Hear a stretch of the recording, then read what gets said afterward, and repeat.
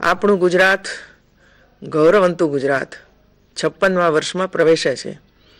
ગુજરાતમાં વસતા, ગુજરાત બહાર સ્થાયી થયેલા અને વિશ્વભરમાં ગુજરાતની ગરિમા ઉન્નત કરનારા સૌ ગુજરાતીઓને મારી અને મારા મંત્રીમંડળની ગુજરાત ગૌરવ દિવસની હાર્દિક શુભકામનાઓ.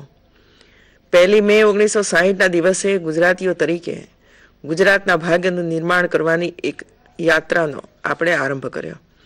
મહાત્મા ગાંધી, સરદાર સાહેબ, સ્વામી દયાનંદ સરસ્વતી, શ્યામજી કૃષ્ણ વર્મા, પૂજ્ય રવિશંકર મહારાજ અને ઇન્દુ ચાચા, અગણિત એવા મહાપુરુષો અને મનીષીઓના આશીર્વાદ, અનેક સર્જકો, સાહિત્યકારોનું માર્ગદર્શન, લોકોનો અવિરત કઠોર પરિશ્રમ, આ બધાની સફળ પરિપાટીએ આપણા ગુજરાતની 5.5 દાયકાની વિકાસ યાત્રાની મંજિલ આપણે પાર કરી છે. આજે એ સૌનું સ્મરણ કરવાનો, ઋણ સ્વીકાર સાથે અભિવાદન કરવાનો અવસર છે. પડકારો વચ્ચે પણ પ્રગતિશીલ ગુજરાતને ઘડવામાં 6.5 કરોડ ગુજરાતીઓની જનશક્તિનું સામર્થ્ય ઝળક્યું છે. આ 6.5 કરોડ ગુજરાતીઓ એ કોઈ નારો નથી, જનશક્તિનો મંત્ર છે, વિકાસનો મંત્ર છે. આ મંત્ર લઈને ગુજરાતે વૈશ્વિક વિકાસની દિશા પકડી છે. સૌના સાથ, સૌના વિકાસની કેડી કંડારી છે. 21મી સદીના પ્રારંભના વર્ષોમાં ગુજરાતે સર્વાંગીણ વિકાસની હરણફાળ ભરી છે. ભારત જ નહીં, એશિયાના વિકસિત દેશોની હરોળમાં ગુજરાત ઊભું રહી ગયું છે. આનું શ્રેય કોઈ સરકાર કે મુખ્યમંત્રીને નહીં, ગુજરાતીઓના શક્તિ સામર્થ્યને ચરણે છે. આનું સ્વાભિમાન સૌ ગુજરાતીઓ લઈ શકે છે. ગુજરાતના આપ સૌ નાગરિકોના આશીર્વાદ, શુભેચ્છાઓ સાથે રાજ્યના પ્રથમ મહિલા મુખ્યમંત્રી તરીકેનું શાસન દાયિત્વ સંભાળવાનું ગૌરવ મને સોંપડ્યું છે.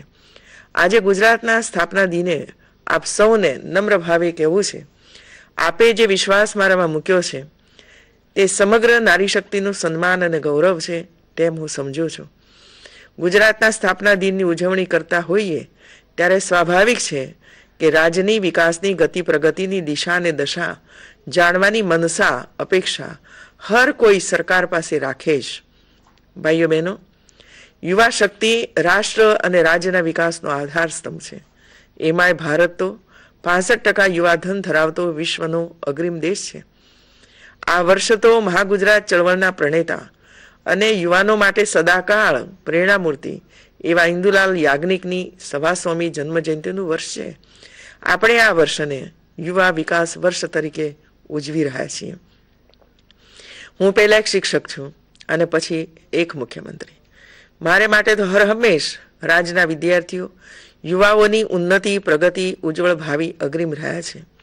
વિદ્યાર્થીઓને અભ્યાસ માટે આર્થિક સહાય તેમજ અન્ય સવલતો સમાન ધોરણે મળી રહે તે હેતુથી મુખ્યમંત્રી યુવા સ્વાવલંબન યોજનાની શરૂઆત કરી છે. એટલું જ નહીં, પ્રાથમિક શાળાના 92 લાખ બાળકોને શિષ્યવૃત્તિ, ગણવેશ, પાઠ્યપુસ્તકો આ યોજના અન્વયે આપીએ છીએ. આ યોજનામાં 35 કરોડ કરતાં વધારે રકમની સહાય ઉચ્ચ શિક્ષણ માટે રાજ્યના હોનહાર યુવાનોને આપી છે. સ્ટાર્ટઅપ ઇન્ડિયા અને સ્ટેન્ડઅપ ઇન્ડિયા અભિયાન અને યુવા વિકાસ વર્ષના ભાગરૂપે સરકારે સ્ટાર્ટઅપ પોલિસી જાહેર કરી છે. રાજ્યના યુવાનોના ઇનોવેટિવ વિચારોને સાકાર કરવા ગુજરાત સ્ટાર્ટઅપ મિશનની રચના કરીને તેમના સપના સાકાર કરશે. રાજ્યના યુવાનો રમતગમત ક્ષેત્રે પોતાની કારકિર્દી બનાવે અને પ્રોત્સાહિત થાય તે માટે રાજ્ય સરકાર ખેલ મહાકુંભ દ્વારા ખેલાડીઓને કરોડો રૂપિયાની સહાય આપે છે. નવી સ્પોર્ટ્સ પોલિસી જાહેર કરી છે. ગતિશીલ ગુજરાતમાં મહિલાઓને વધુ સામર્થ્યવાન બનાવવા માટે આ વર્ષે સતત 3જી વખત જેન્ડર બજેટ રજૂ કર્યું છે. સરકારી નોકરીઓમાં ભરતીમાં 33% મહિલા અનામત આપીને પોલીસ વિભાગમાં 2800 મહિલાઓની ભરતી કરી છે અને આ વર્ષે વધુ 22,000 મહિલાઓની ભરતી કરવાનું આયોજન છે. આપણે સ્થાનિક સ્વરાજની સંસ્થાઓમાં પણ મહિલાઓને 50% અનામત આપી છે. સાથે સાથે સ્વરોજગારી આપવા મહિલા જીઆઈડીસી, મહિલા સંચાલિત દૂધ મંડળીના દૂધ ઘરના નિર્માણ માટે ₹1 ટોકનથી 300 ચોરસવાર જમીન અને બાંધકામ માટે ₹5 લાખની મદદ અમારી સરકાર કરે છે. મહિલા પશુપાલકોને chaff cutter, milking machine, milk cooler માટે સહાય અને 2.5 લાખ સખી મંડળો દ્વારા 35 લાખ જેટલી બહેનો સ્વનિર્ભર થઈ છે. સર્વે સંતુ નિરામયાની આપણી ભાવનાને ચરિતાર્થ કરવા આપણે કેટલીક મહત્વની યોજનાઓ શરૂ કરી છે. મહિલાઓમાં જોવા મળતા સ્તન અને ગર્ભાશયના મુખના કેન્સર માટે 78 લાખથી વધુ મહિલાઓનું સ્ક્રીનિંગ કરાયું છે. 1008 મહિલાઓને કેન્સરનું નિદાન થયું છે. આવી મહિલાઓને વિનામૂલ્યે હોસ્પિટલમાં સુપર સ્પેશિયાલિટી સારવાર આપવામાં આવી રહી છે. ગરીબ મધ્યમ વર્ગના પરિવારોની બીમારીની સારવારમાં ખર્ચમાં રાહત આપવા મુખ્યમંત્રી અમૃતમ મા યોજનાનો વ્યાપ વધારી મા વાત્સલ્ય યોજના માટે 33% વધારો કરી 160 કરોડ રૂપિયા ફાળવવામાં આવ્યા છે. આ યોજના હેઠળ 2 લાખ રૂપિયા સુધીની સારવાર વિના મૂલ્યે પૂરી પાડવામાં આવે છે. ડાયાબિટીસ અને બ્લડ પ્રેશરના દર્દીઓને સરકારી હોસ્પિટલો દ્વારા આજીવન વિના મૂલ્યે દવાઓ પૂરી પાડવાનો નિર્ણય આપણી સરકારે કર્યો છે. આકસ્મિક સંજોગોમાં સારવાર મળી રહે તે માટે નવી 100 એમ્બ્યુલન્સો 108 સેવા માટે રૂપિયા 102 કરોડના ખર્ચે મૂકવામાં આવશે. ભાઈઓ બહેનો, કિસાનો આ રાજ્યના વિકાસની ધરોહર છે. આ વર્ષના અંદાજપત્રમાં કિસાનો માટે રૂપિયા 27,000 કરોડનું આયોજન કરી કૃષિ અને તેને સંલગ્ન વિષયો માટે ખાસ જોગવાઈ કરી છે. જેમાં ખેડૂતોને ખરીફ પાક માટે રૂપિયા 3 લાખની મર્યાદામાં માત્ર 1% વ્યાજના દરે ધિરાણ આપવાનો મહત્વનો નિર્ણય કર્યો છે. ખેતરે ખતરે સિંચાઈ માટે અને પીવાના પાણીની સુવિધા પૂરી પાડવા માટે 9,050 કરોડ, તળાવો ભરવા માટે 5,200 કરોડ અને સૌરાષ્ટ્રના ડેમો ભરવા માટે સૌની યોજના માટે 2,000 કરોડની ફાળવણી આ સરકારે કિસાનો માટે કરી છે. તેમજ 3 લાખ હેક્ટર ટપક સિંચાઈ માટે 765 કરોડ તથા ખેડૂતોને આવકની સુરક્ષાનું કવચ આપવા પ્રધાનમંત્રી ફસલ વીમા યોજના અન્વયે રક્ષણ માટે 495 કરોડની ફાળવણી રાજ્યમાં કરી છે. ખેડૂતો માટે ખાતર, બિયારણ તથા ખેત ઉત્પાદનના સંગ્રહ માટે ગોડાઉન બાંધવા 126 કરોડ તથા ટ્રેક્ટર, મિની ટ્રેક્ટરની ખરીદીમાં કિસાનોને સહાય આપવા 120 કરોડ રાજ્ય સરકાર ચૂકવશે. પશુઓની ખરીદી માટે મહત્તમ 5%ના દરે ધિરાણ પણ 3 વર્ષ માટે રાજ્ય સરકાર આપશે. આદિવાસીઓના સર્વાંગી વિકાસ માટે સતત ચિંતિત આ સરકારે વનબંધુ કલ્યાણ યોજના હેઠળ 10,268 કરોડની ફાળવણી કરીને આ વિસ્તારોના આદિવાસીઓને અનેકવિધ લાભો આપ્યા છે. નર્મદા જિલ્લામાં આદિજાતિ યુનિવર્સિટીનું નિર્માણ, 100થી વધુ સ્માર્ટ આશ્રમ શાળાઓનું નિર્માણ, રૂપિયા 3 કરોડના ખર્ચે 10 નવા આદિજાતિ કન્યા છાત્રાલયો, 10 કરોડના ખર્ચે સમરસ છાત્રાલયનું નિર્માણ કરાશે. આદિજાતિ વિસ્તારમાં પરંપરાગત સિંચાઈ માટેની પદ્ધતિનો વિકાસ, ચેકડેમ, ઉદ્વહન સિંચાઈ યોજનાઓ માટે રૂપિયા 926 કરોડનું આયોજન કરાયું છે. આ ઉપરાંત પીવાના શુદ્ધ પાણીની સુવિધા માટે જૂથ પાણી પુરવઠા યોજના અને નળ જોડાણ માટે રૂપિયા 356 કરોડની જોગવાઈ આ વર્ષે કરાઈ છે, જે કામ ચાલુ કરવામાં આવશે. ગરીબોની બેલી આ સરકારે રાજ્યના પ્રત્યેક જરૂરિયાતમંદ લોકોને સસ્તું અનાજ અને ચોખા મળી રહે તે માટે મા અન્નપૂર્ણા યોજના અમલમાં મૂકી છે. આ યોજના હેઠળ રાજ્યના તમામ અંત્યોદય પરિવારોને 2 રૂપિયા કિલો ઘઉં અને 3 રૂપિયા કિલો ચોખા એમ પ્રતિ માસ 5 કિલો અનાજ આપવાનું નક્કી કરવામાં આવ્યું છે.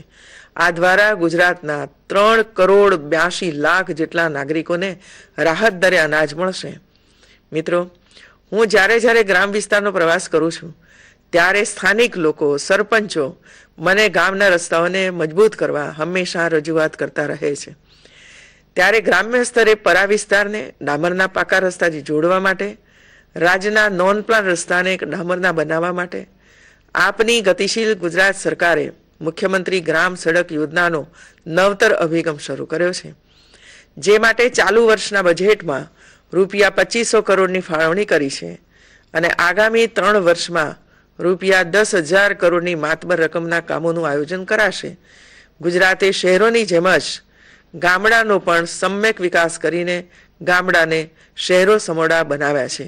એટલે જ હવે સ્માર્ટ સિટીનો આપણો કન્સેપ્ટ સ્માર્ટ વિલેજ સુધી પહોંચ્યો છે.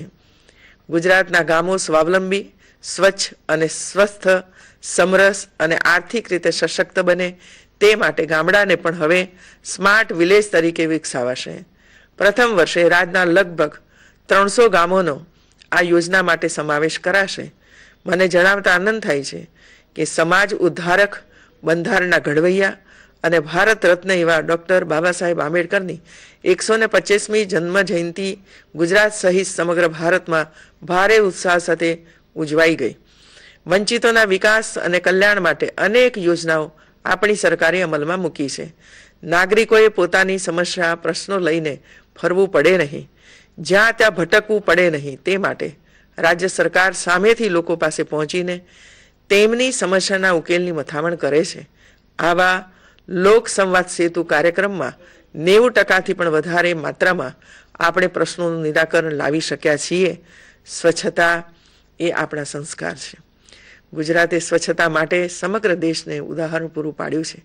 સમગ્ર દેશના કુલ વ્યક્તિગત શૌચાલયોના નિર્માણ પૈકી એકલા ગુજરાતે 70% શૌચાલયોનું નિર્માણ કર્યું છે. કોઈ ગામ શૌચાલય વિહોણું રહે નહીં તેવો આપણો સંકલ્પ છે.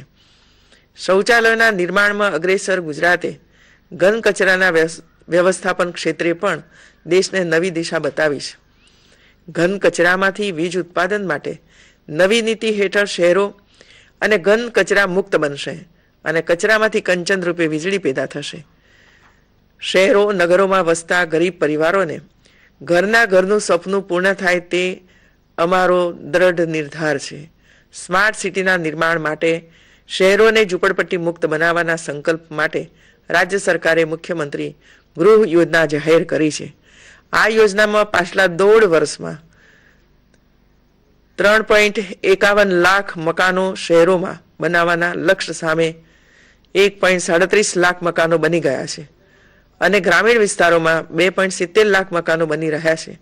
આવો બધું સારું કરીએ, નવીન કરીએ, આપણે બધા મળીને કરીએ. આજે ગુજરાત જે છે તે આપ સૌના કારણે છે, આપના થકી છે. આવતીકાલ પણ આપના કારણે, આપના થકી રહેશે. અમે બધા તો કદાચ નિમિત્ત છીએ. જે છો તે આપ સૌ 6.5 કરોડ ગુજરાતીઓ છો. ભાઈઓ બહેનો, ગુજરાતની ગઈકાલ, ગુજરાતની આજ એ જ ગુજરાતની આવતીકાલનો આધાર છે. આવો ઉમંગથી આગળ વધીએ, ગુજરાતના વૈશ્વિક વિકાસના સંવાહક બનીએ. ગુજરાત માટે ખૂંપી જાણનારા, ગુજરાત માટે ખપી જનારા સર્વે મહાનુભાવો, અનેક નામી અનામી વંદનીય વડીલોને અંતઃકરણપૂર્વક વંદન કરું છું.